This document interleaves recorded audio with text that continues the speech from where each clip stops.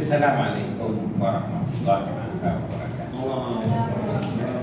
Innal hamdalillah nahmaduhu wa nasta'inu wa nastaghfiruh wa na'udzu billahi min shururi anfusina wa sayyiati a'malina man yahdihillahu fala mudilla lahu wa man yudlil fala hadiya lahu. Nasyhadu an la ilaha illallah wa nasyhadu anna Muhammadan abduhu wa rasuluh. Terima kasih Bapak.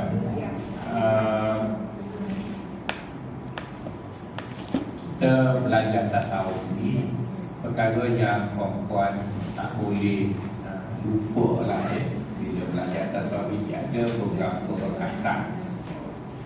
Pertama ialah pengkelompokan.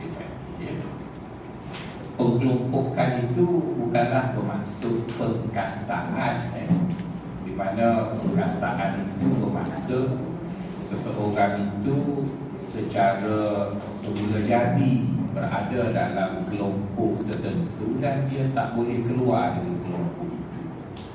Misalnya orang itu kalau Brahman, dia Brahman lah. Kalau dia Satria, dia Satria. Kalau dia Parya, dia Parya lah. Cuma bila Parya itu datang sini, dia rasa dia Brahman. Itu bila kita bagi dia Parya yang bawah tu, sebenarnya kalau dia pergi ke India sana, dia jadi Parya je. Tak apalah, itu biar je lah, kan? Tapi kita belajar tasawuf, kita juga tertakluk kepada pengkelompokan. Pengkelompokan itu tuan-tuan dan puan-puan, dia ada dua tujuan.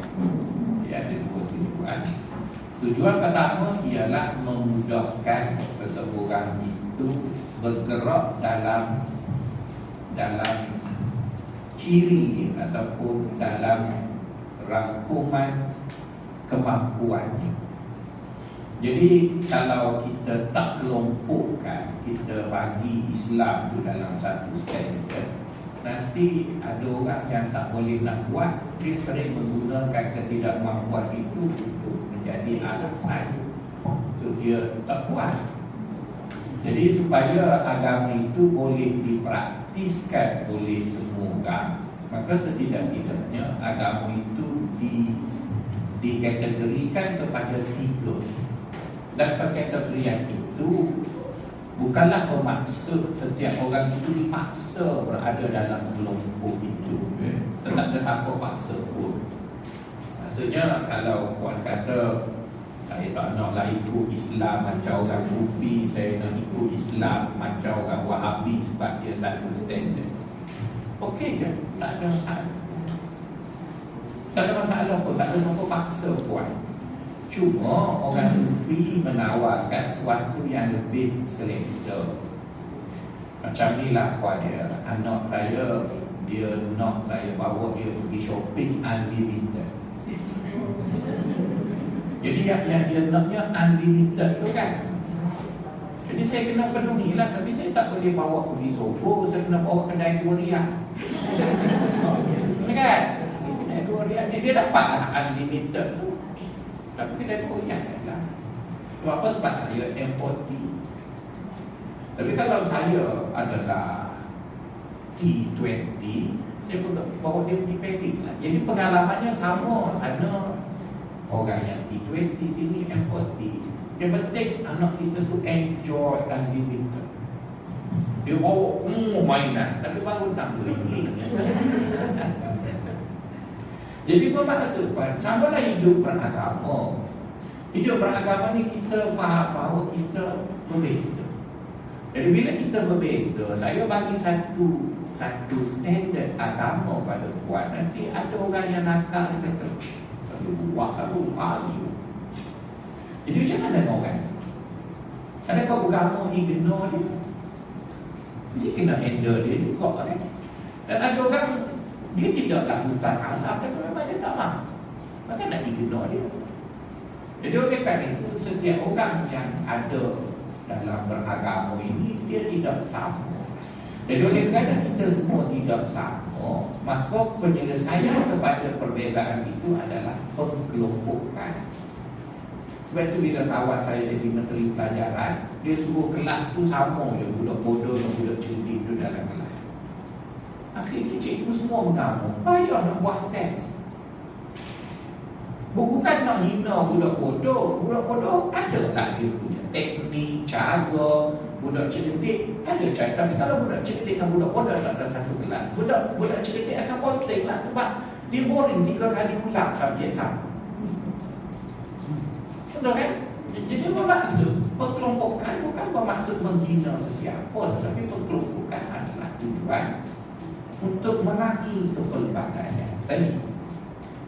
Jadi puan kena ingatlah bila puan belajar tasawuf, puan akan dengar saya akan sebut orang awam. Orang awam tu bukanlah meletakkan puan yang puan sendiri duduk dengan marahin bimpak dulu. Itu perkelompokan ekonomi, saya tak tahu puan masuk dalam tasawuf. Cuma kalau puan rasa illegit dengan nama orang awam, pun nama orang kelas. Okey, kenapa nama tak penting, yang pentingnya kelompok. Jadi dalam tasawuf dia ada 3 lah kelompok. Satu kelompok awam, satu kelompok salik. Salik ni orang yang bertekad nak pergi jumpa Allah tapi belum sampai. Kan dia masih berusaha tapi tak sampai. Dan ada orang tak sampai-sampai. Tak apalah, yang pentingnya dia berada dalam kelompok salik. Salik, S-A-L-I-K. Salik. Saya rasa sebutan saya bermasalah. Macam buat. Mana tak ambil lagi ni yang tak tahu betul. Oh, jangan.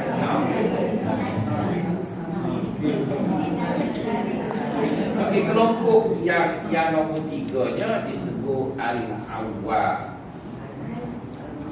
Oh, itu awam lah. Kan?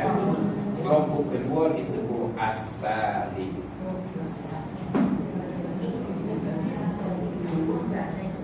Kelompok pertama disebut al-wali. Wali itu kan? Jadi kat sini ni kelompok pertama ni saya tak sampai juga. Jadi kalau siapa-siapa dah waliullah boleh keluar kelas lah, sebab tu guru pun tak sampai. Guru pun duduk level 2 baru lah, ya. Okey, bila kita sebut kelompok tu, sekarang faham lah ada 3 kelompok. Betul kan? Okey, bila kita dah faham dalam sufi itu ada 3 kelompok, cuma setiap guru sufi mereka ada penamaan sendiri. Jadi penamaan tu puan janganlah rigid dengan nama tu, tapi puan faham dia ada 3. Jadi orang sufi akan bercakap 3. Itu ciri orang sufi lah tu. 3 sikit-sikit 3. Misalnya Imam Ghazali kata puasa itu ada 3. Betul? Kan dia sebut puasa orang awam, puasa orang khusus, puasa orang khusus. Itu 3. Maknanya sama lah. Cumanya Imam Ghazali guna nama yang tu sebab dia tu guru besar, takkan nak guna nama biasa. Saya dulu pun pakai nama penamaan tu pakai guru pondok lah. Sekarang saya dah profesor, naiklah. Tapi konsepnya sama je. Macam Anwar Ibrahim lah. Anwar Ibrahim kan dia nak nampak dia Islam ni, dia cakap sikit-sikit kearaban. Betul kan? Dekat dia buat sebuah Anwar je. Sorry. Maksudnya sama je, cumanya cara. Jadi sekarang puan jangan rigid dengan nama, jangan rigid dengan benda tu. Puan kena faham konsepnya. Boleh? Jadi dalam agama kita belajar tasawuf, orang tasawuf akan bahagikan manusia kepada 3. Itu. Okey, penamaannya macam-macam lah. Dekat awam ni ada orang panggil dia umum, ada orang panggil dia awam. Tapi dia menggambarkan kepada grassroots yang lambat ataupun orang biasa Ikutlah ya nama tu. Dekat sini ada orang panggil dia murid. Murid. Ada orang panggil murid. Ada murid itu lah. Orang tentang ada Kelantan ni kalau dia ke Kelantan juga. Murid. Jadi ada orang panggil murid, ada orang panggil salik, ada orang panggil zuhud, ada orang panggil wara. Jadi nama-nama adalah nama yang berbeza bagi kelompok yang sama. Kelompok tu je lah, cuma namanya beza-beza. Boleh? Okey, yang atasnya orang panggil dia wali, ataupun orang panggil dia arif billah. Kalau dengar ustaz ni sebut arif billah tu, wali lah tu. Ataupun dia sebut asy-syaikh, wali dia tu. Dia sebut al-mursyid, itu wali dia tu. Jadi semua nama-nama itu merujuk kepada kelompok kan? Kelompok tertinggi. Jadi puan jangan rincilah dengan nama tu. Jangan bosan.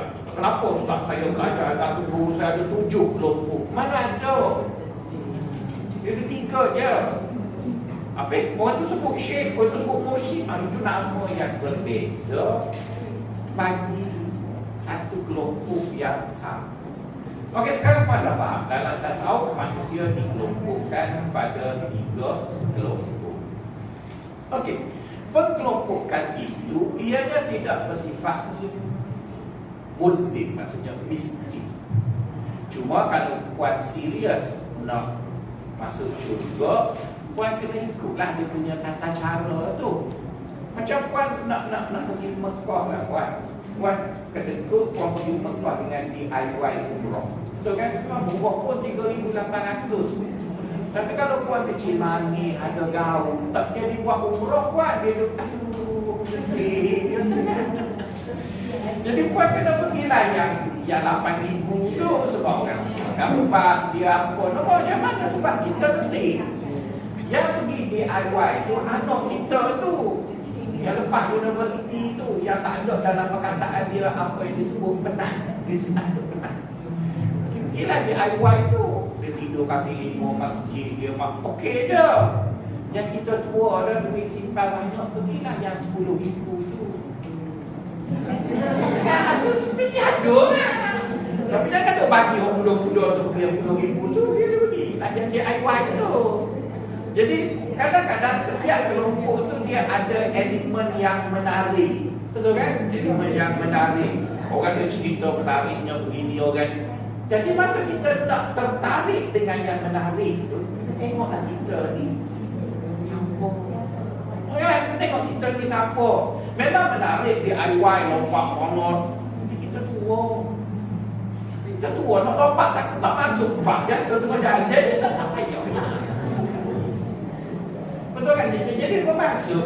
Sebab tu bila kita sebut cuti, kita nak travel. Orang muda travel pergi kat mati-mati. Kita pergi duduk pejam, lepas tu tidur.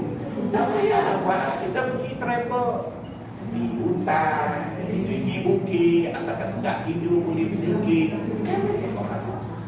Jadi bermaksud kita perlu cari satu pattern beragama yang sesuai lah dengan kita. Itu yang orang sufi tawarkan lah. Jadi dia tak nafi agama tu bagi satu standard tu. Dia tak nafi yang tu. Cuma dia kata supaya semua orang boleh praktis agama, maka dia pun kelompokkan. Jadi seperti yang saya sebut tadi, saya tak boleh paksa puan kena duduk kelompok ni, kelompok ni, kelompok ni. Cuma saya nak beritahu dekat puan, setiap kelompok ada ciri. Dan ciri itu puan tanyalah diri puan, aku ni memenuhi tak ciri itu? Kalau memenuhi ciri itu, duduk situ kan? Bukan saya hina puan. Saya hanya sebut ciri. Lepas tu puan rasa, kenapa macam subah tu ya? Duduk kat situ. Duduk kat situ. Lepas sebab dia kena dengan puan, jadi duduk lah. Masalah kan? Lepas tu lama apa hidup beragama, orang rasa macam berubah lah aku ciri yang sana pula. Pergi sana. Pergi sana. Lepas tu dah pergi sana nampak turun kelas pula. Pergi sini pula, tak ada masalah. Dia buat. Dia merujuk. Itu yang kita belajar kuliah lepas tu kan. Berbeza-bezanya amalan disebabkan berbeza-bezanya keadaan. Jadi ada orang dia konsisten dengan satu keadaan. Jadi, tapi orang yang paling baik ialah orang yang selalu ada pemeringkatan lah. Itu yang paling baik itu kan. Jadi apabila kita sebut orang yang selalu ada pemeringkatan, maka kita menghadapi masalah juga. Apabila berlakunya pemeringkatan, akan berlakulah di sana pembebanan. Jadi macam mana kita nak kita punya gerak beragama dilihat meningkat, tapi bebannya tak terasa. Jadi kita nak buat macam mana? Maka tidak ada penyelesaian yang dicadangkan, melainkan kita meningkat sikit-sikit. Kan jangan meningkat banyak, sebab nanti tak agak bila beban sudah banyak. Sikit. Jadi bila kita sikit-sikit itu kan kita ada pepatah Melayu ala bisa agak biasa. Sikit-sikit lah. Jadi sebab tu bila kita tengok orang tu laju sangat kan, kita kata apa? Ya, dia mesti itu. Betul kan? Sebab kita kata gitu sebab bila dia pergi-pergi itu, dia akan terasa beban, macam dia tak buat.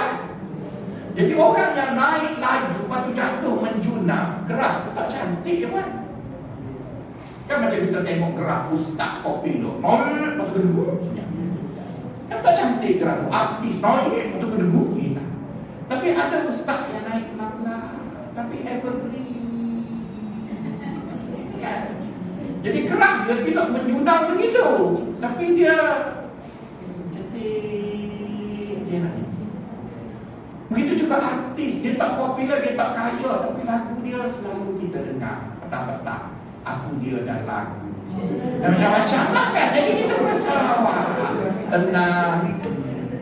Jadi yang mana tu evergreen tu bukan mencanok naik itu tak mana tu. Lepas tu kita tengok artis sekarang, kita pun tak sempat mengingat sebab lagu serupa. Kamu di mana? Kamu di mana?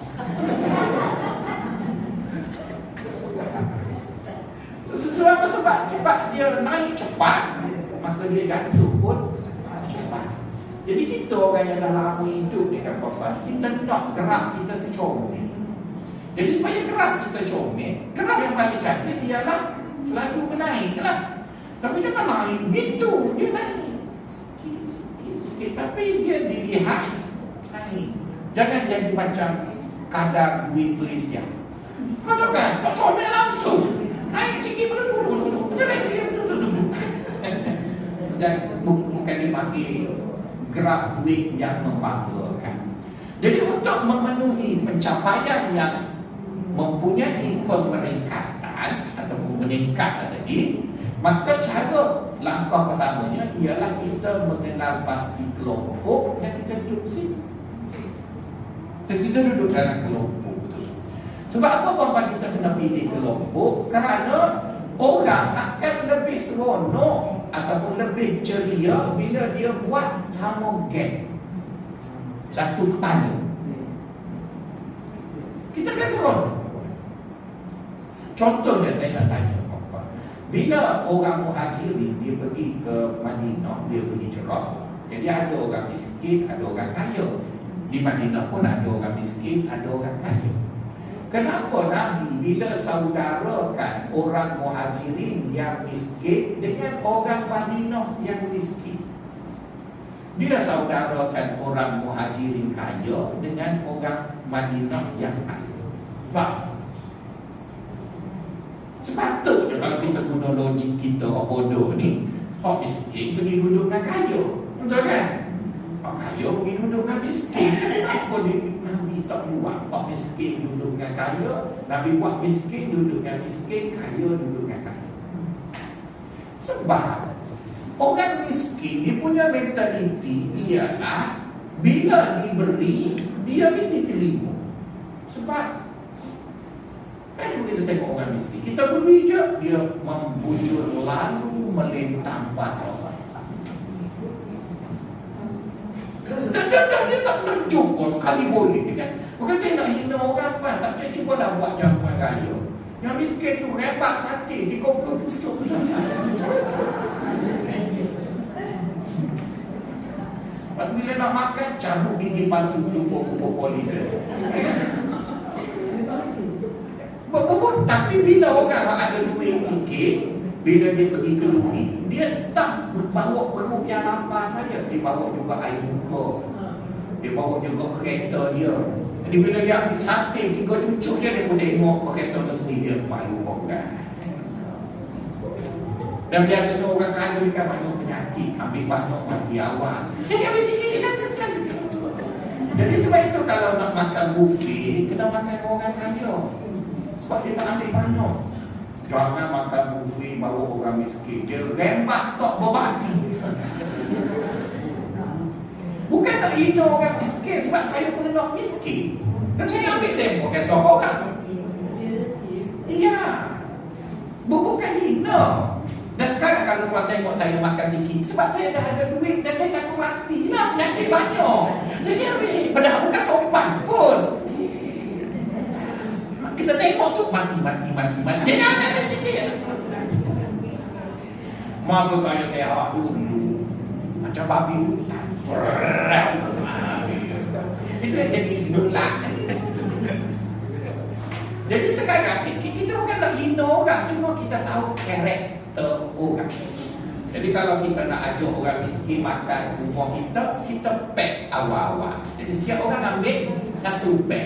Jadi tak adalah orang terkilat. Tapi kalau kita ajak orang kaya, kita boleh nak makan buffet. Sebab satu dia mati, dia kenyang dah. Yang kedua dia mati malu kau kedudukan. Kalau dia ambil banyak, dia tak boleh jumpa kau. Malu tu. Jadi dia buat ambil sikit. Lepas tu yang ketiganya dia memang sakit-sakit. Jadi okeylah kalau buffet pun. Tapi kalau kita tak makan, jadi ada beberapa pantang adalah disebabkan oleh karakter. Bukan hina ya. Karakternya begitu, maka kita bergaul dengan dia pun begitu. Saya pernah pergi satu masjid yang nak panggil orang mu'alaf, miskin dan sebagainya. Saya pun tengok, itu nak makan macam mana? Dia kata kita bagi buffet lah, sebab dia letak ayam panggang, udang dan dia kata okeylah saya tak makan lah. Kenapa tak makan? Tak banyak ni. Tak banyak ni. Tak banyak bagi orang miskin. Lepas tu dia kata kita bantu orang miskin dulu. Saya pun okeylah, minum air 3 gelas supaya kenyang. Saya memang tak laki dah buat. Pergi tu buat satu udang penuh pinggang buat. Nasi tak ambil akhir sekali kita yang dijemput tu makan nasi saya. Nampak macam mana sebab bagi dia inilah peluang aku baru jumpa. Betul kan? Dulu kan kita selalu bangga Mak Saleh jual suat khabar, tak ada orang jualkan duit letak. Kita kata bagus Mak Saleh tak mencuri. Bukan tak mencuri, tak berbaloi dia nak curi sebab dia rokok banyak lagi. Mak Saleh rokok negara Islam berapa banyak? Baik dulu je Mak Saleh. Tapi bila kita punya ekonomi baik, cuba kita tengok masjid kita jual, mana ada orang. Sebab tak berbaloi nak masuk neraka dengan air mineral, betul kan? Cuba bukan, sedikit. Sebab kita ada ekonomi yang baik. Cuba kalau letak air tu dekat Afrika, suara mati, orang ambil licin air dan rak-rak dia angkat. Sebab maksudnya, kita bukan nak hina orang. Kita bila nak cakap sesuatu perkara, kita kena kelompokkan orang dulu. Jadi orang yang duduk dalam kelompok itu, interaksi kita berdasarkan kelompok. Betul? Dengan orang ini, interaksinya begini. Jadi sebab itu saya cukup percaya kepada pengelompokan itu. Maka oleh kerana itu, puan-puan akan letak diri puan-puan berasaskan kelompok. Okey, kita pergi kepada ciri utama, ya. Ciri utama orang awam.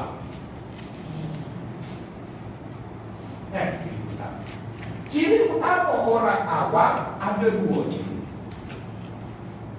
Satu, formatif.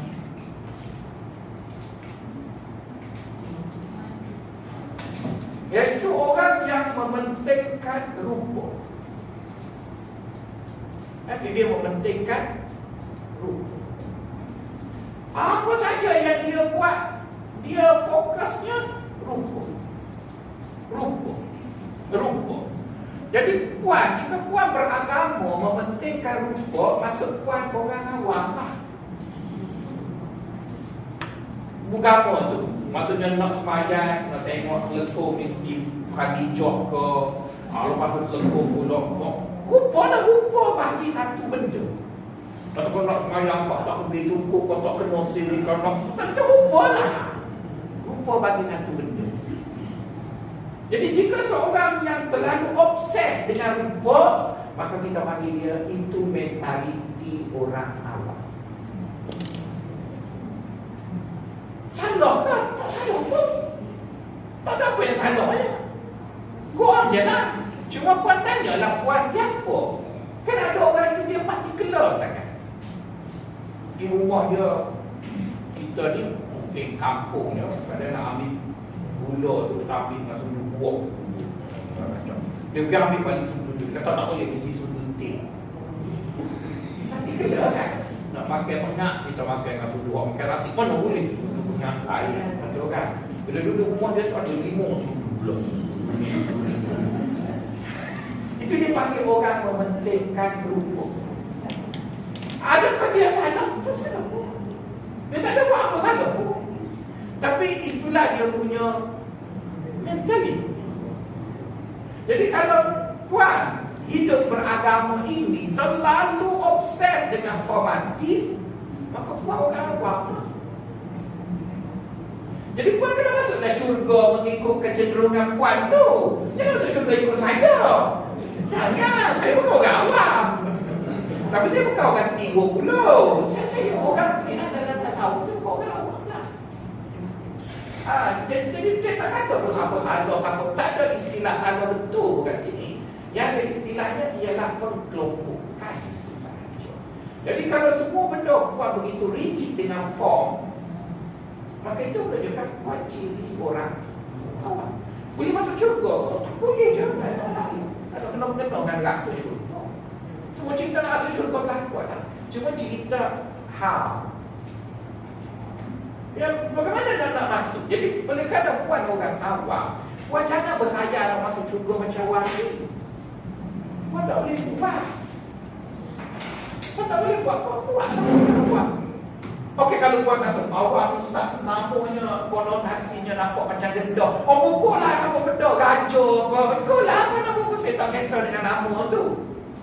Yang pentingnya, kelompok betul. Boleh kan? Itu ciri pertama. Jadi selagi mana puan begitu terikat, rigid dengan formatif tu, puan masih orang awam. Walaupun puan mengaji tasawuf tahun ke-23, dia buat macam tu sebenarnya saya nak katakan. Yang kedua, puan rigid dengan nombor.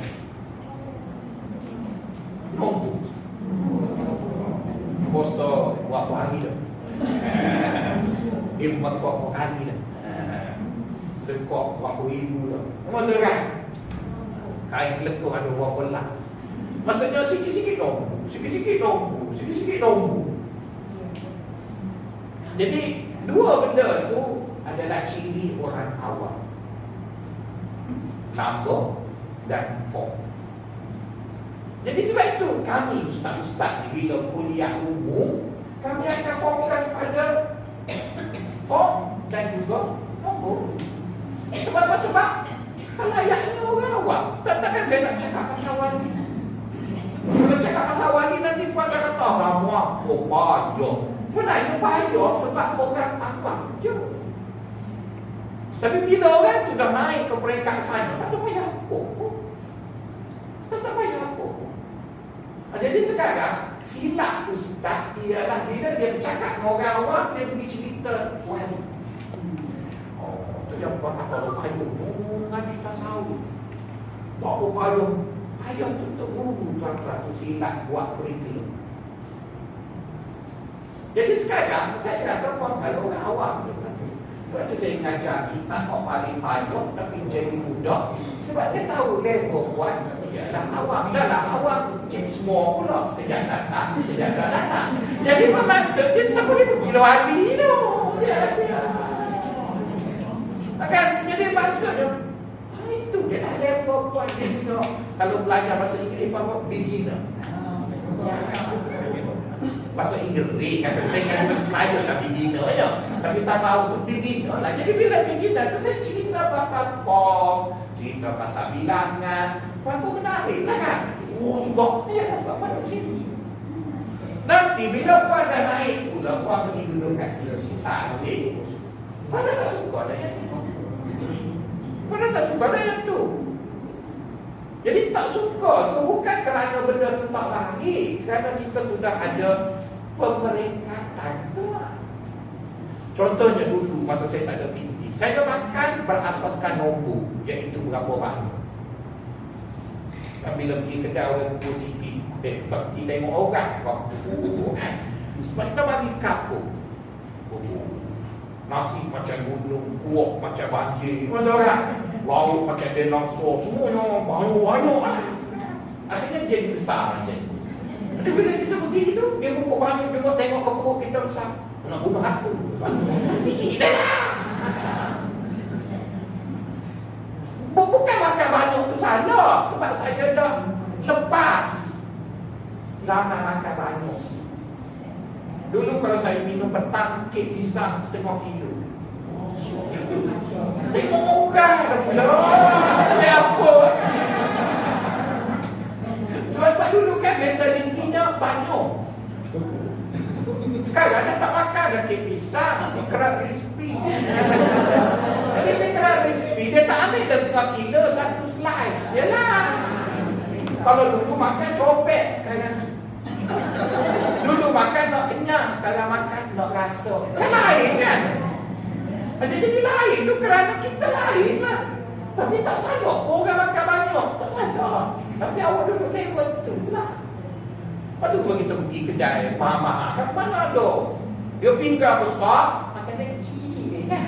So makanan tu mahal. Sebab masuk tu bukan kerana lapar, kerana star. Kerana lapar pun. Kalau lapar kita pergi makan si lemak pergi jalan tu dulu. Sebab tu orang pakai kereta kenari, orang pakai kereta kancing, tak pergi secret recipe. Tak mahal. Kalau pergi memang masalah. Ya orang mahal lah. Tapi kalau begitu Mercedes, is nice.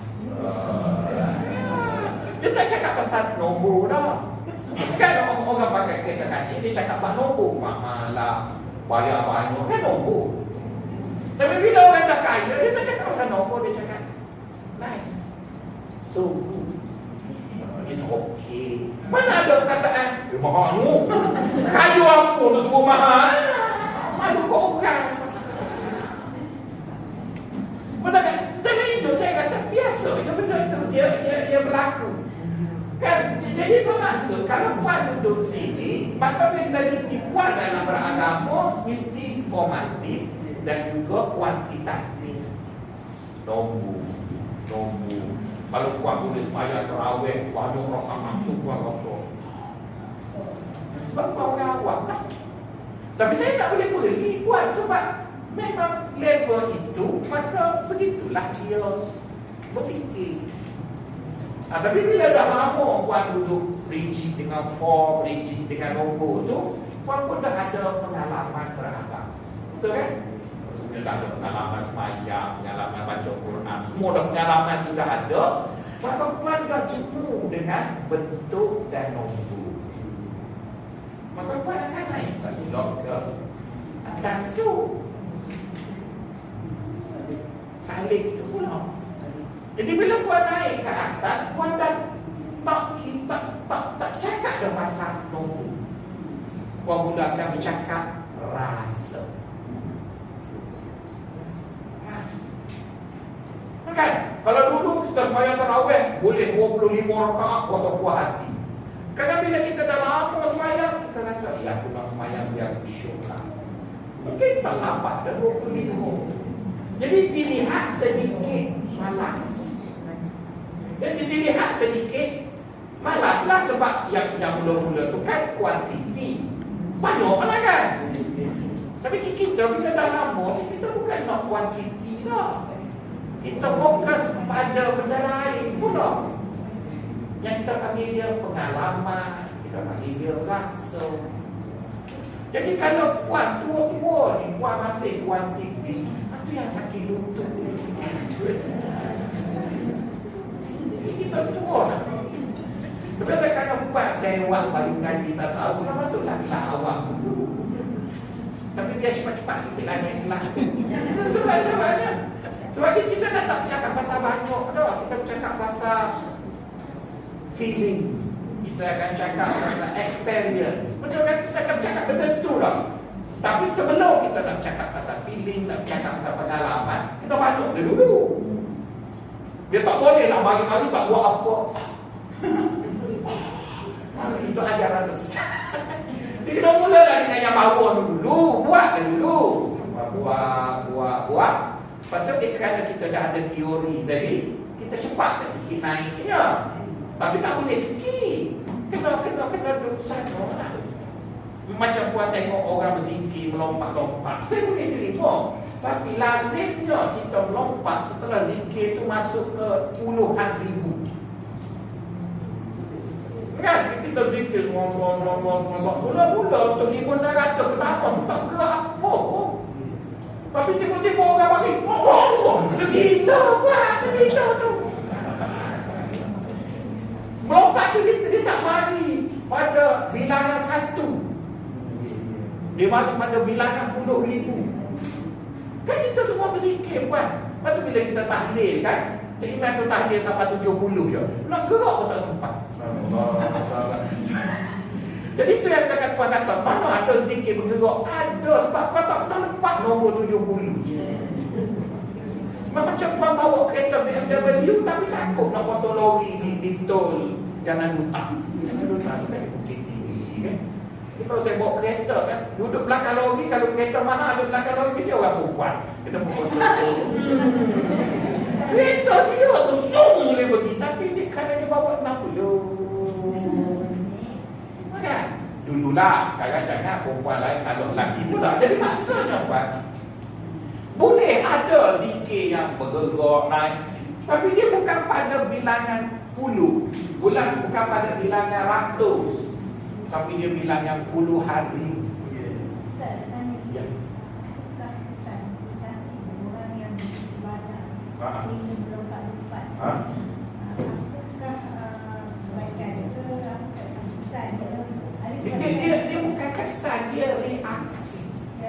Kita cakap bagus atau tidak? Dia sebab itu kalau kita tanya bagus atau bagus, jawapan tu dah duduk mana? Duduk sini kan, duduk sini. Dia subjektif. Dia shock sendiri. Biar dia shock tadi, dia duduk sini lah kan? Dia bukan duduk sini. Maka sebab itu bagi orang awam, jangan melompat. Udah benar apa. Ya, kalau dia dah banyak. Jadi bila dia dah banyak, dia tak terikat dengan form dah. Dan dia tak suka orang tengok. Maka sebab tu yang melompat, kita melompat dalam bilik, dia tak melompat Ramadan tu. Tak pandai tu gila. Jadi kita tak boleh nama. Puan, kenapa puan boleh je berjogging sambil berzikir? Sama je lah melompat dan berjogging. Boleh apa? Boleh je ni. Apa dia? Tak normal, itu penilaian. Sebab tu benda yang tak pernah tengok biasanya kita mula dengan negatif. Itu manusia persepsi. Jadi kita tak nak kira pasal persepsi. Mak tua saya oleh kerana saya hitam, dia kata tak ada jantan lain kok. Kau like that. Saya kahwin dulu macam bendera pahak. Bini saya putih sikit. Mak saudara dia kata, ada orang lain kan. Lepas sekarang bila dah 26 tahun kahwin, dia kata, kalau apa-apa tak ada Faisal jangan buat. Tapi dia juga. Jadi mula-mula tengok, memanglah ada hitam, duduk lah. Saya dapat naik pakat sebab itu. Kawan saya yang handsome, 5 tahun dah naik pakat, baru saya dapat. Orang cantik, 5 langkah lebih untuk dari orang uduk.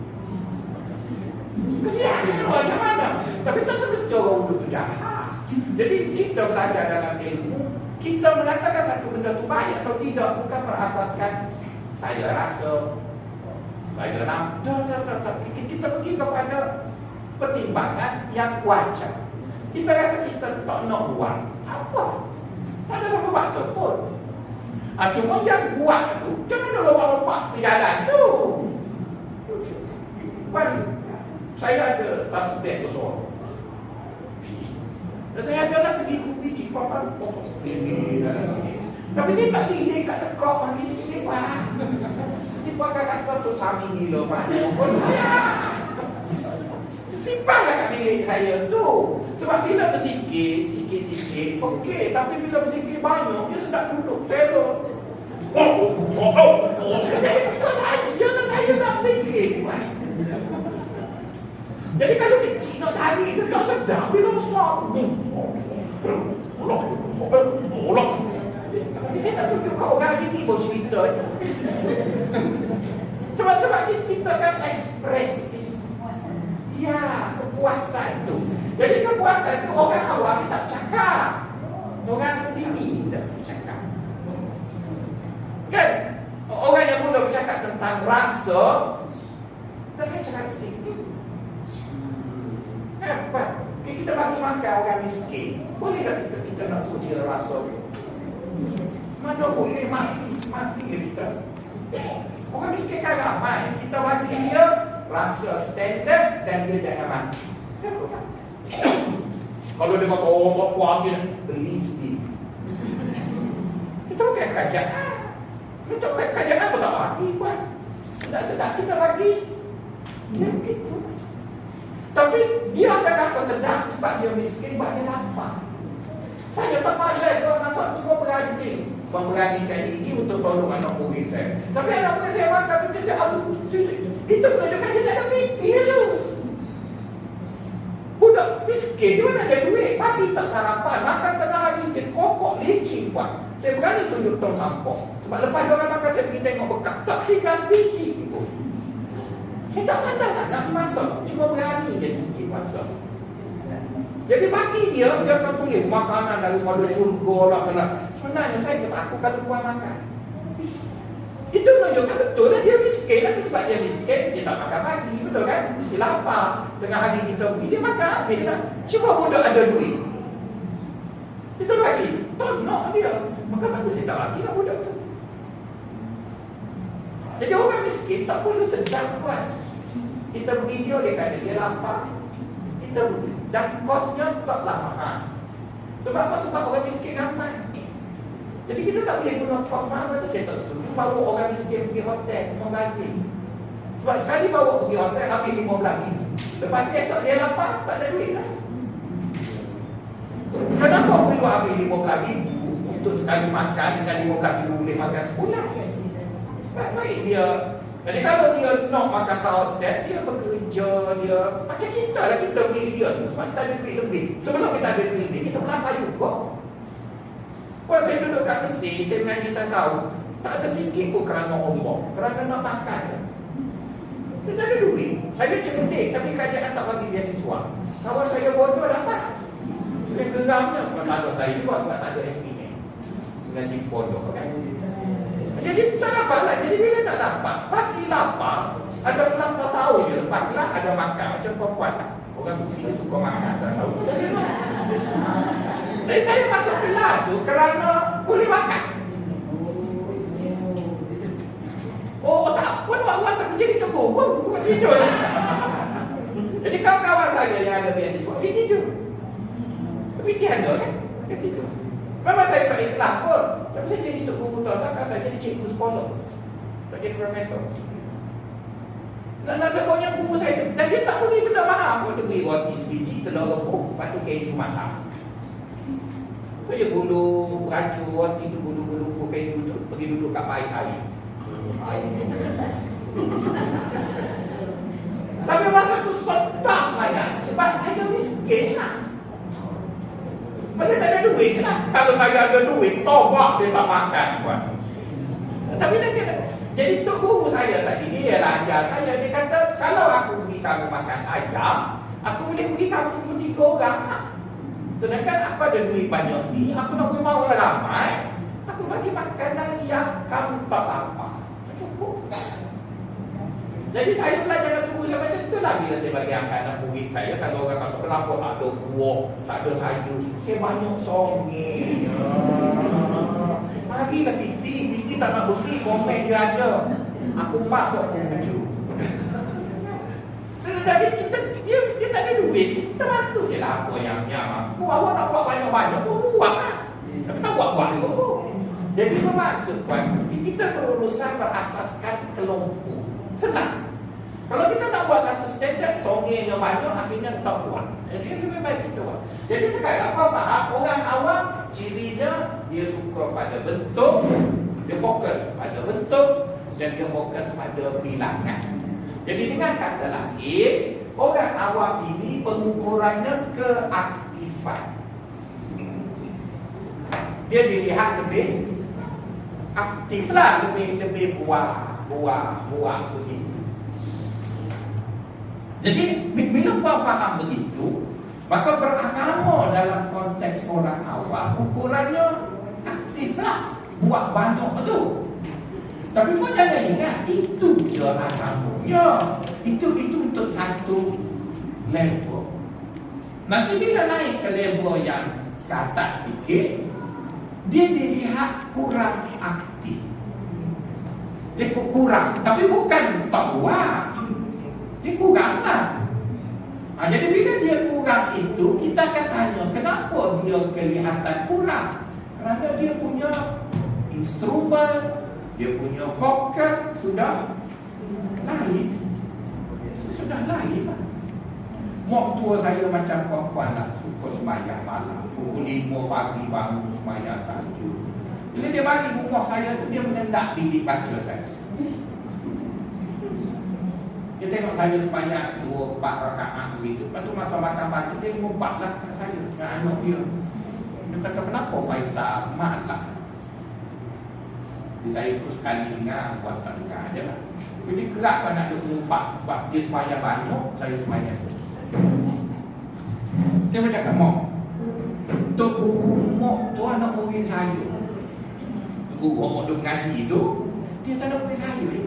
Mentokkan anak murid dengan Tok Guru ada anak murid. Satu kata, Mak Guru, Mak tu saya guru. Kenapa dia guru besar? Tak sama orang guru, dia kongok dia bangun, dia laju sampai dia tak nak duduk. Betul kan? Kita ada perut, dia rokok pun mengok. Betul kan? 2 dah beza, betul tak? Nombor 3, Mak sembahyang sebab Mak tak ada kuliah. Saya kena baca buku, Mak takkan nak pergi keletong. Jadi bermaksud, Mak saya beribadat, saya juga beribadat. Cuma ibadat saya dengan dia tak sama lah. Kenapa tak sama? Sebab dia tak lagi kuliah buku. Saya tahu dia kuliah buku. Saya nak baca buku. Walaupun bukan apa saya tak pegang buku, saya macam dong kan. Saya bukan bagi keletong jual minyak angin binatang kan. Saya baca buku. Jadi bila nak baca buku itu, saya perlu masa lah. Bikin masa yang saya habis baca buku itu juga ibadat. Yang tak ada ceramah, sembahyang lah. Apa masalah? Yang jadi masalah sekarang ialah kita bina pattern kita. Waktu dengan pattern kita tu kita cakap habis buku kan. Bapa tak suruh puan, bapa tak suruh puan. Tegurlah macam tu kan. Tegurlah. Kita kan berbeza. Jadi sebab itulah kita kena terima bahawa bila kita duduk dalam kelompok orang awam, kita memang dilihat lebih aktif. Kita dilihat lebih aktif. Tapi awak jangan rasa awak telah perfect, kerana awak hanya mempraktiskan pada elemen-elemen tertentu dari hidup beragama. Ada orang lain dia hidup beragama juga, cuma tak seperti itulah. Tak seperti itu. Okey, kalau puan kata bilangan rakaat dikira orang itu baik ataupun tak baik. Baginda SAW tak pernah sembahyang tahajud lebih daripada 18 rakaat. Sedangkan kita tengok wali-wali Allah sampai 300 rakaat. Boleh kau puan kata Nabi malah wali tu? Adalah nak buruk bulu. Tapi kalau dilihat dari segi keaktifannya, dari segi nombornya, waktu banyak, yang ni sikit lah kan. So dia nak kata tu kancing ni malah. Kita hanya boleh cakap itu ialah pattern D. Yang ni ialah patternnya pula. Maka bila kita nak mempedomankan mereka, kita tengoklah kita ni berada pada kelompok mana. Jadi bila kita ada pada kelompok itu, maka kita tirulah orang dalam kelompok kita. Itu okey lah. Tak ada masalah. Oh, fine. Tapi orang yang duduk pada kelompok lain, dia buat dalam kelompok dia. Jadi kalau kau boleh faham macam tu, dapat tak adalah sikit tu astagfirullah kan orang. Kita tanya puasa tak? Alhamdulillah puasa. Okey lah. Ini dia tanya, tak puasa dah ada. Tak puasa. Astagfirullah, orang puasa 3 bulan, rejak sampai Ramadan. Kalau tak boleh puasa, astagfirullah, penuh bulu-bulu kita gitu. Atau kita bertanya dia, puasa wajib ke puasa sunat? Kodoh. Orang tak pernah kodoh pun. Nak kena satu. Jadi kita tak payahlah kan kita. Kalau orang nak rembak kita pula, kena juga. Mungkin orang lain diam tu bukan kerana kita betul, tapi kerana dia nampak kita bodoh. Jadi lebih baik kita buat dalam kelompok kita. Jadi sekarang pada faham, orang awam dia suka pada bentuk dan juga bilangan. Maka dia, kerana dia obses dengan benda itu, maka dia lebih dilihat aktif. Tapi dia bukanlah satu pattern rigid bagi beragama. Bila kau naik atas sikit, maka kau tidak lagi begitu rigid dengan pattern ataupun form. Apa nak rigid?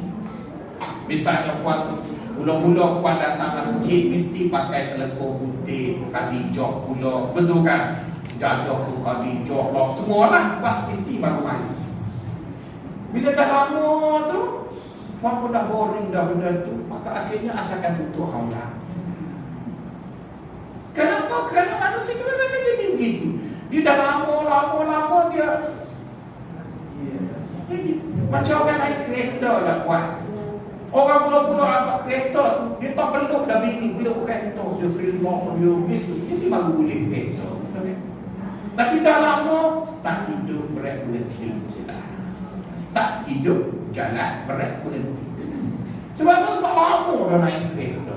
Pegang steering kau sampai jangan melanggar, atau ikut dah peraturan. Sebab apa? Sebab dah lama dah lah. Lama. Mula-mula papa ada rumah duduk sini 18 ini bisa roti, bisa tu, betul kan? Sekarang semua tak pakai, dah beli kedai ke belakang, pakai hotel ini je. Apa sebab? Jadi tak sebab dah itu lumrah lah manusia. Mula-mula dia bagi dia rigid dengan form. Lepas lama-lama dia ada standard yang paling minimum, jangan lepas standard itu. Jadi sebab itu puan-puan tengok, ada ustaz yang baru bangun masjid tu, Allah maju berhenti, sentuh ajar lupa dan sebagainya. Dan dia tidak kata-kata apa ke dia. Okey, tapi ada ustaz asalkan jangan nampak batu ataupun jangan nampak aurat, baju pun lusuh. Sebab dia dah tak kisah. Macam apa yang baru mari, mesti baju cantik. Dah lama mari kan dia dah telah rumah lantak kau. Lantak kau tu menyebabkan saya tengok puan pakai baju sama je lagi. Sebab lagi puan asalkan selesa. Jadi lantak kau tu lah yang menjadikan puan dah terkesok dengan orang tu puan. Betul lagi bila kita tua, kita dah dekat okey kan orang tu panggil. Betul kalau saya mandi masjid tempat penceramah, kalau puan ataupun tuan ambil, saya tak malu sebab okey kan. Dia hebat ni. Kalau majlis hidayah tu saya tak pernah dapat parking penceramah. Semua dia ambil boleh kan. Kadang kita parking dekat sapuh jauh. Nak marah pun kata encik lah kau kan. Jadi bermaksud tuan-tuan, kita sudah tidak begitu rigid dengan bentuk tu. Tapi kita tak adalah buat benda salah, cuma tidak beria sangat. Kalau puan tengok orang berlomba masjid nak sembahyang kan, betul-betul betul. Kita mesti baru mandi. Kita orang lama dah sembahyang masa tengah Allah. Betul kan? Itu mesti orang lama. Betul kan? Orang baru mandi. Itu ciri dia lah. Kenapa aku boleh perasan? Betul kan? Ada dalam tu. Jadi sekarang, bila puan dah duduk kat sini, puan tidak lagi pergi kepada rupa uniform. Ini kan rupa kan? Kan? Puan akan pergi kepada kesan.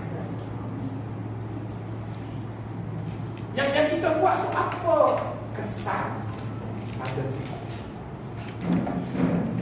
Kesan apa?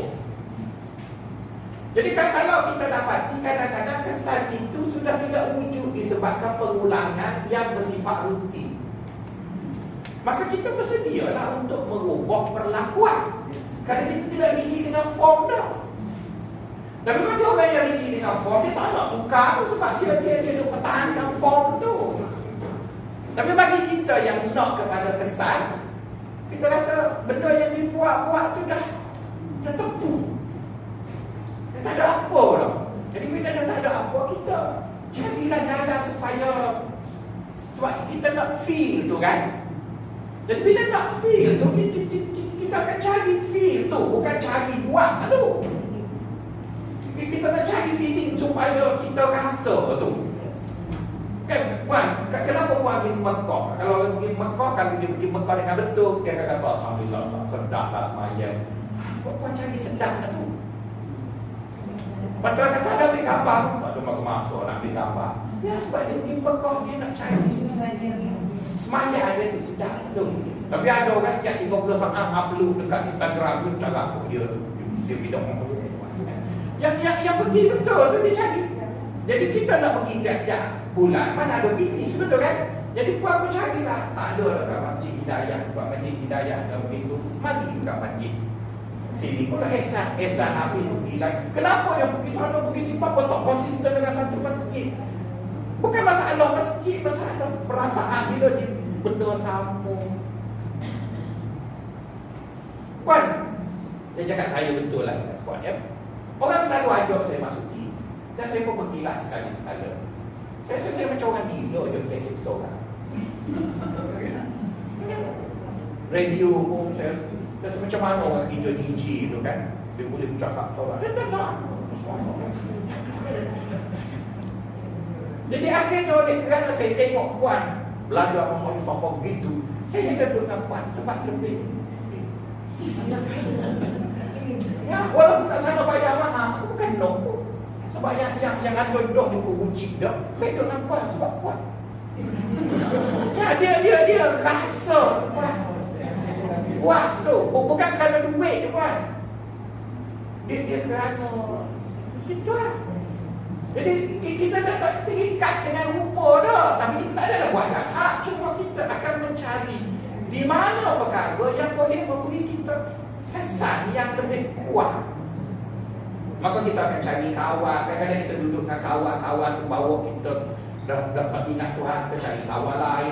Jadi semua benda yang kita bergerak jadi tidak terikat dengan satu rupa yang rigid lah. Dan kita sudah tidak rigid juga dengan nombor. Kan kita sudah tidak rigid dengan nombor. Sebab apa? Sebab kita nak cari kesan tu. Jadi orang yang mencari kesan adalah orang yang berada di satu tingkat lebih tinggi daripada orang awam. Maka sebab itu kita akan rasa rugi bila kesan itu hilang. Rugi. Misalnya kita duduk masjid, ada ustaz kata kita tak boleh cuk masjid. Betul lah, sebab kita tak pernah bayar. Tapi kadang-kadang pun dia ada tempat dia macam ada hantu rayu, dia rasa lain.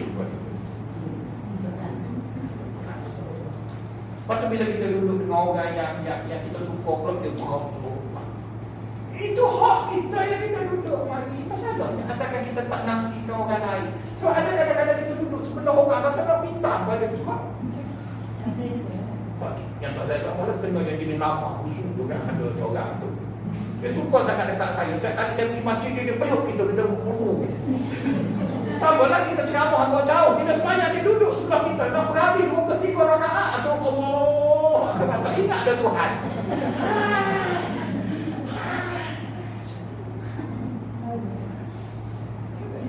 Jadi bermaksud kan, apa yang kita, bila kita lama dah duduk masjid, kita tak bercakap lagi pasal rakaat. Kita tak bercakap, kita cakap rasa aku di masjid tu aku rasa mana dia. Jadi orang yang bercakap kat situ tu sama lah tadi yang makan kek pisang 1/2 kilo dengan secret recipe tu.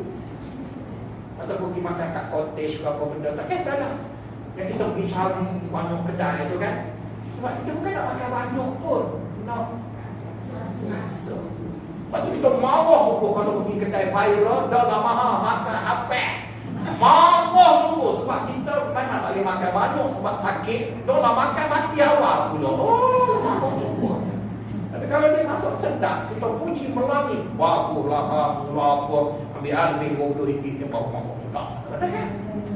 Sebab kita bukan pergi kerana lapar, kita pergi kerana rasa. Jadi orang sufi pun macam tu lah puan. Jadi sebab itu saya kata amalan ni dia ada 4 benda ni lah. Dia ada tujuan, betul kan? Dia ada rupa tu bentuk amalan itulah. Dan dia ada kesan dan dia ada niat. Kan kerana siapa buat. Jadi tadi ni Tuan Syekh kata, apabila seseorang itu praktis ajaran agama, dia buat dia lah kan. Takkan salah dia baca Quran dia apa tu. Jadi bila orang tadi dia praktis agama, maka kita akan dapati adalah tidak betul kita nilai orang tu ikhlas terus. Tak boleh kita nak suruh dia ikhlas 100%. Kenapa? Kerana orang ada 3 level di dalam. Orang ada 3 level. Jadi orang yang duduk di level awam, dia punya ukuran ikhlas tak boleh sama dengan orang duduk di level wali. Tak boleh sama kan. Saya jadi ahli lembaga sebuah universiti wakaf, universiti tolong orang miskin. Jadi kita pergi kutiplah orang-orang kaya yang pakar. Kan jurutera kanan benching lah, accountant benching. Jadi bila kita pergi kat dia orang kata, Tuan Datuk Tan Sri, boleh tak mengajar di universiti kami 2 jam ke 3 jam seminggu, tapi kami tak ada duit nak bayar, bagi sumbangan di kelas. Dia kata boleh. Kita orang bagilah duit minyak. Orang tu kata tak payah. Sebab dia ada ilmu masa wanita. Dia wajarlah kat sini. Tapi bila kita minta budak-budak yang ada keluarga, bini tak ada, kita bagi gaji kat dia. Adakah boleh kita kata Tan Sri yang kaya tu mari tak ambil duit ialah ikhlas, yang ni tak ikhlas? Tak boleh. Sebab yang ni dia beri duit yang tu 8 kali gaji orang ni benceng dia buat. Accountant negara buat turus gaji 38,000 gaji, benceng 25,000. Memanglah dia pergi tu ikhlas tak payah bayar apa, sebab tak tinggi je kita nak bayar. Tapi budak apa aku kerja? Takkan kita nak kata, oh kenapa Tan Sri boleh ikhlas? Tak boleh lagi tu, dia tu. Kan? Jadi bila kita kata, oh dia gelik, tak ikhlas, tak adil pun.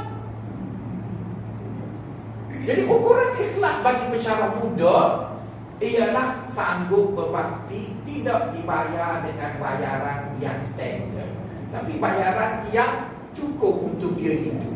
Ikhlas adalah tu kan. Ikhlas adalah sebab dia juga menyumbang. Tapi apa yang boleh dia sumbang, dia juga ada beban hidup yang dia perlu kena tanggung. Tetapi kita nak kata, oh ikhlas macam Tan Sri kan. Tan Sri ikhlas tak balik. Misalnya agung kita buat, tak ambil gaji selama dia jadi Pertuan Agung. Pada saya itu perbuatan baik. Tapi jangan duk minta semua pegawai kerajaan jangan ambil gaji. Matilah.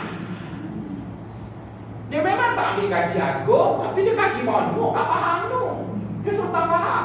Cuba ambil gaji gopal, dia duduk situ. Tak ada bagi gaji. Jadi apa yang dia buat tu baguslah, kita tak nafi pun. Tapi kita tak boleh pakai standard itu untuk semua pegawai bawahan untuk tak ambil gaji juga. Tak kita tu gitu. Jadi dalam standard dia sebagai seorang raja yang ada duit, ada apa, ingin menyumbang kepada kelestarian negara sebab COVID dan sebagainya, kita amat hormat. Amat hormatilah. Jadi orang yang setara dengan dia ialah Perdana Menteri lah. Yang setara dengan dia, betul kan? Jadi orang yang macam kita tak perlu malu pun kita ambil gaji. Oh, ambil gaji, tak malu apa, tak malu Perdana Menteri. Gini lah, biar saya jadi Perdana Menteri, saya tak payah ambil. Awak duduk bau, jadi kuli batok ni. Oh, dah ambil juga lah. Mana boleh begitu Pak? Jadi ramai orang mengajar bahawa ikhlas itu satu standard. Jadi bila satu standard tu lah yang akhirnya puan tu kata, aku masuk syurga, Ustaz macam mana, saya tak. Kesian dekat puan-puan. Jadi sebab tu saya kata, puan nak duduk mana? Puan sekarang ni wali ke orang awam? Kalau puan orang awam, saya akan sebutlah ikhlas pada standard orang awam. Kalau puan wali, betul lah. Jadi itu maksud kelompok itu puan. Kelompok itu dia bukan sekadar cara kita praktis agama, dia juga melakoni beberapa pengukuran yang ada dalam agama. Jadi keikhlasan seorang raja tak sama dengan keikhlasan seorang rakyat. Jadi rakyat diukur keikhlasannya begini, raja diukurnya begitu. Jadi kalau bawa yang dia diukur dengan rakyat, matilah rakyat. Kan kalau misalnya saya ajar buat ikhlas tiap-tiap hari ceramah, maka saya buka syarikat, tak apa kerja saya. Akhir bulan buat minta kaji, tak ikhlas. Macam mana agak tu? Jadi ikhlas itu berbeza. Jadi pada pada maksud saya suruh faham kelompok tadi. Okey, bila pada faham itu, mari kita buat punya ikhlas tu. Jadi sebab itu puan-puan akan dapati bahawa dalam ilmu tasawuf, setiap terminologi agama dalam ilmu tasawuf itu dia tidak mempunyai satu definisi. Dia banyak definisi. Jadi apabila suatu benda itu dia banyak, dia menunjukkan apa? Kalau benda itu dia satu, dan satu benda tadi dia banyak definisi, dia setidak-tidaknya menunjukkan apa? Pertama, dia menunjukkan isu itu kompleks. Kan kalau isu itu ialah 1+1, mestilah jawapannya satu je lah. Maksud takkan orang berbeza, betul kan? Paling tinggi berbeza 2 je lah jawapan 1+1. 1+1 jawapan akademiknya 2. Jawapan politiknya bos nak berapa. Itulah kan, 2 je lah, dia tak ada jawapan lainnya. Tapi kalau benda tadi definisinya banyak, maka ia menunjukkan pertama ialah satu, perkara itu kompleks. Yang kedua, perkara itu tidak rigid dengan satu pattern. Kan dia tidak rigid. Kita takkan jumpa mana-mana ustaz yang mengajar tasawuf dekat perempuan, dia kata ini adalah definisi mutlak yang mana semua orang kena ikut. Tak ada ustaz yang cakap. Misalnya takwa ada 86 definisi. 86. Ya. Jadi mana-mana ustaz ceramah dengan salah satu dari 86, betul lah. Nak kata macam mana? Jadi sekarang, sebab itu bila puan ikut kelas saya, puan rasa tengok, dia boleh kata saya sesat. Tak percaya buat cross check lah, panggillah ustaz mana suruh tu, dia masuk kelas dengan saya. Macam dia tanya lah, saya okey je, tak ada masalah pun. Dan saya pun lagi kupas, saya tunjuk gerak, tak ada rekod lagi tu, tak ada sahabat. Kenapa? Sebabnya perkara itu dia mempunyai banyak dimensi. Jadi bila puan belajar, puan rasa dimensi itu sesuai, puan buatlah. Tak sesuai, capot je lah. Dalam tu apa buatlah, dalam tu apa capot je lah. Puan belajarlah dengan yang lain. Tak ada masalah pun. Cuma bila kita belajar, kita jangan mengastaghfirullahkan orang. Jadi awak rasa agama yang awak faham tu begitu, masih tak masalah, tak ada masalah pun. Saya faham begini, jadi saya tak ada masalah apa pun. Itu je lah. Kita kan sama praktis agama. Jadi pada perkara yang standard kita serupa, sembahyang, puasa itu serupa. Tapi pemahaman terhadap sesuatu dia berbeza. Jadi selagi mana dia tidak keluar dari batas munasabah itu, maka kita jalan je lah. Jadi tadi saya sebut tadi bahawa dia ada tiga, kan? Kita ada wali, so kan? Kita ada saling, kemudian kita ada awam. Jadi oleh kerana kita terima dah pembahagian itu kepada tiga level tu, maka mengukur sesuatu konsep pun mestilah menggunakan kayu ukur yang berbeza. Sebab kita dah terima benda tu tadi. Kalau kita tak terima, okeylah. Tapi masalahnya kita tak boleh nak praktis agama. Sebab apa tak boleh nak praktis? Sebab manusia memang berbeza. Jadi oleh kerana manusia memang berbeza, tiba-tiba bawa satu kayu ukur yang rigid, maka ada orang tak boleh nak praktis tadilah. Tak ada orang nak boleh praktis tadi. Macam kita lah puan tahu kan, isteri Nabi pakai jubah. Betul tak? Apa pakai dah jubah? Masalahnya bini Nabi tu Arab tinggi. Puan pula Melayu, ayah katik di kurang saya tu. Jadi tak sama dah, saiz tak sama dah. Jadi bermaksud sekarang kita kena cari satu nilai yang kita boleh kongsi. Semua orang happy. Betul kan? Semua orang happy. Maka kita kata dalam perempuan yang penting berpakaian ialah menutup aurat. Jadi kita happy lah kan buat. Jadi siapa pakai baju burung pun betul, pakai jubah pun betul. Dan kita pula orang Melayu kan macam-macam. Ada darah India, darah Cina, darah Kadazan, darah Mak Saleh, darah apa. Jadi kita duk bangga dengan Nilofa. Nilofa tu kan Pakistan. Okey lah dia pakai jubah pun, sebab dia cukup saiz. Ini saya Jawa beli jubah Nilofa, apa kelak jadi kita tak. Sekarang kita kata tutup aurat. Betul kan? Bagaimana nak tutup aurat? Itu pun ada orang suka beli macam ular sawah, beli macam tu. Ada orang kebab makan siang. Oh, tutup aurat dah. Tutup aurat. Okey, selesai. Betul kan, Bapak? Jadi saya rasa kita tak perlu belajar dia punya keragaman. Itu kita belajar titik yang kita pegang tu. Jadi keragaman tu kita terbuka lah. Jadi sama lah juga bila bercakap pasal benda ni. Saya yakin puan orang cerdik. Oleh kerana puan orang cerdik, saya tak perlu bagi contoh banyak. Sebab bila banyak sangat bagi contoh, dia menganggap puan bodoh. Kan? Dan dia contoh ni puan, dia ada dua kesan buruk dari contoh. Ustaz Kazim, bila dia mengajar, dia selalu bagi contoh hijau, kan? Sebab dia duduk pondok dia tu ramai orang perempuan pencing tu pondok dia. Dia jumpa lah hijau dan sebagainya. Bila dia mengajar, dia dah sebut hijau. Betul lah. Betul, Ustaz Kazim tak cakap tipu pun. Tapi kita kena ingat, tidak semua isu menepati hijau dan kiyah tu. Ada contoh lain duduk di Shah Alam, contoh lain di Kelana Jaya. Macam mana? Kalau puan terikat dengan hijau. Buat kebetulan serupa dengan isu tu, okey lah. Tapi kalau tak serupa, daripada saya tak akan ikat dengan hijau-hijau tu. Tapi saya tak kata Ustaz Haji itu salah. Cuma saya rasa benda itu bolehlah duduk di kampung. Tapi pakai orang Kelana Jaya, PJ Utara, bukan jalan-jalan. Kalau PJ Selatan lain lah.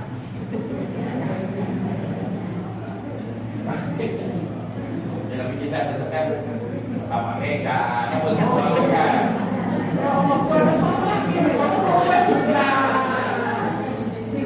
Kalau kita sebut PJ ni, yang kata dia PJ Utara, ada kelas, tengok Paradiga, macam-macam. PJ Selatan tu pun ada kedai Bangla tu kan. Okey.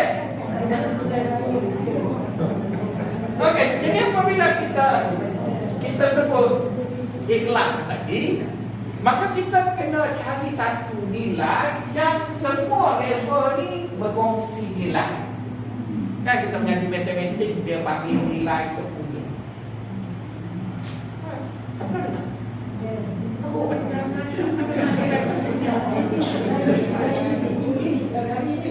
tak apalah English pun. Mana kau boleh English? Cuba tolong. Homogeneous. Oh ini sudah bukan istilah ya.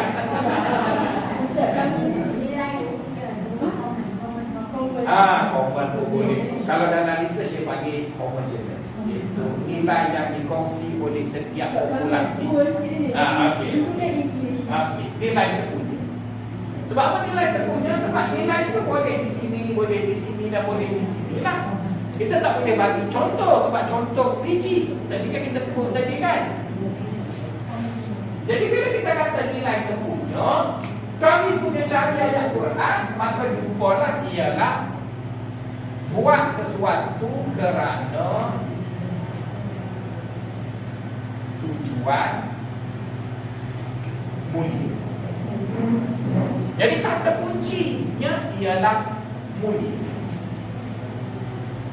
Jadi apabila kita buat sesuatu benda, perkara yang kita buat itu mulia, maka itu ikhlasnya tu. Kan? Kata kuncinya. Dan mulia yang paling tinggi Allah lah. Mulia tu kan yang paling tingginya Allah lah. Mana ada lagi satu benda mulia dan lebih tinggi dari Allah. Tapi kata kuncinya ialah mulia lah. Kan mulia. Jadi bila kita nak terjemahkan mulia itu, maka kita kena tengoklah dia punya kelompok tu. Betul kan? Sebab dalam perkataan mulia itu, dalamnya ada Allah dalam.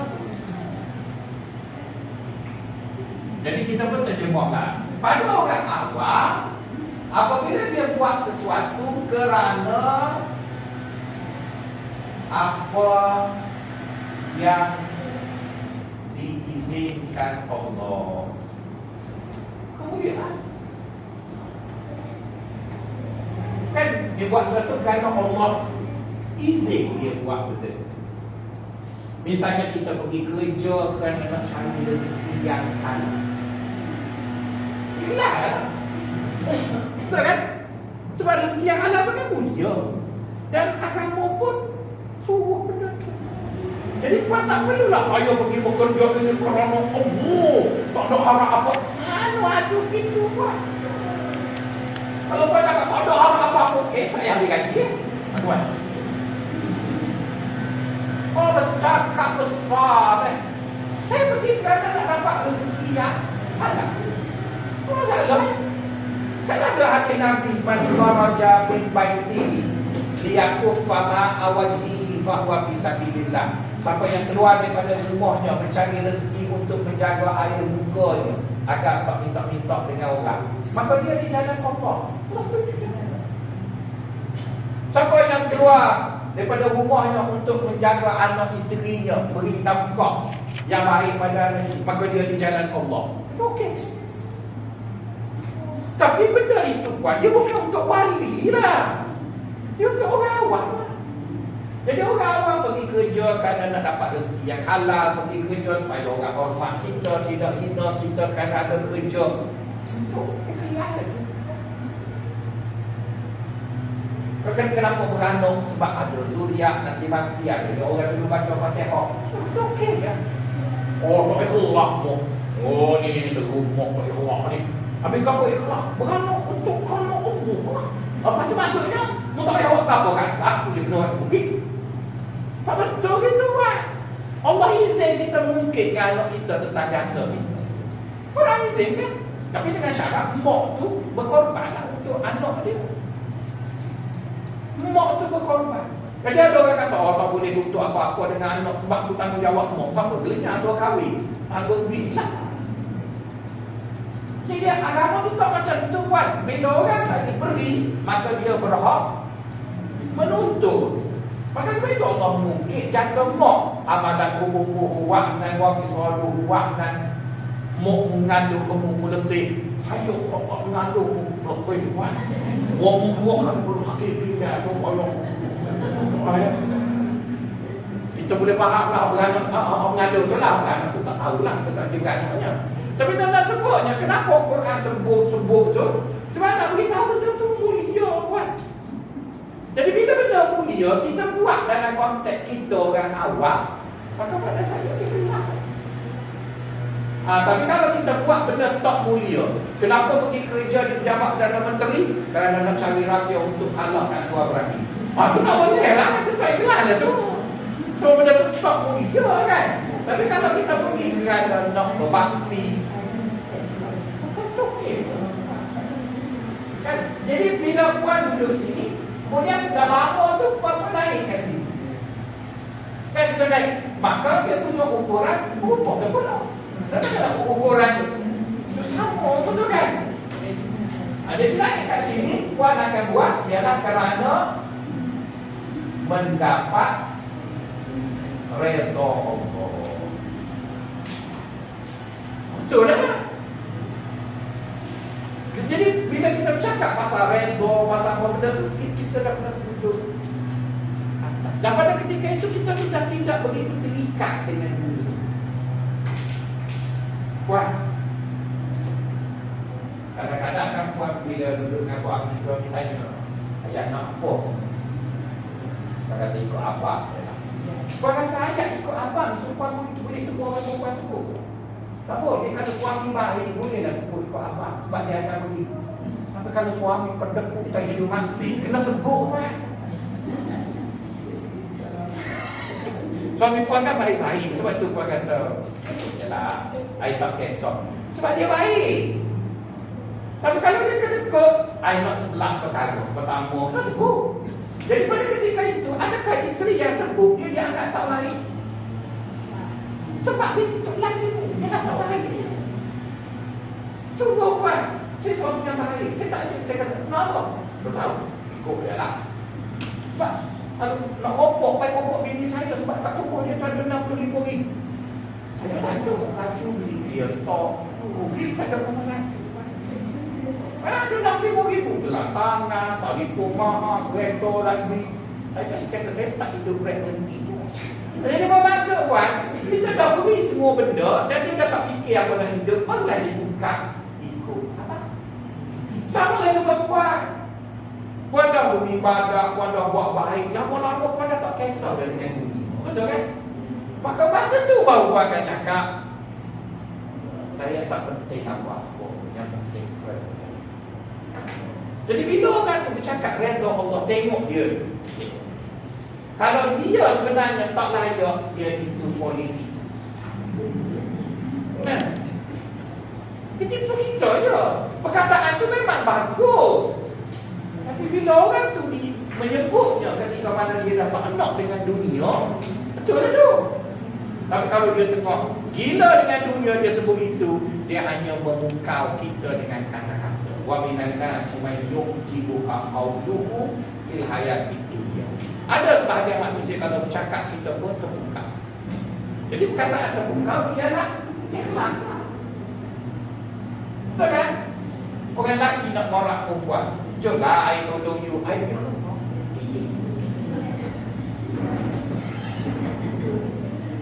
Kan ikhlas tu kan ayatnya begitu hebat kan. Maka diguna. Jadi orang yang terima tu memang stupid. Sebab dia tak. Tapi kalau kita jumpa orang tu, dia tengok pun tak kat kita mari kat dia, tiba-tiba dia kata, okeylah, I tolong. I ikhlas lah tu sebab dia tak ada apa pun. Tapi kalau misalnya ada jadual anak 10, kemudian ada jadual anak 2, tiba-tiba dia berhenti kat anak 2, tak ambil 10. Lepas tu dia kata,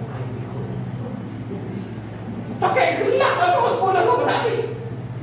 Lain kalau dia bawa lagi, lain berapa? Ikhlas dia lah tu. Sebab semua dia bawa. Saya bawa kereta, anak murid saya tunggu dekat bus stop, tengok Oxford, saya lari.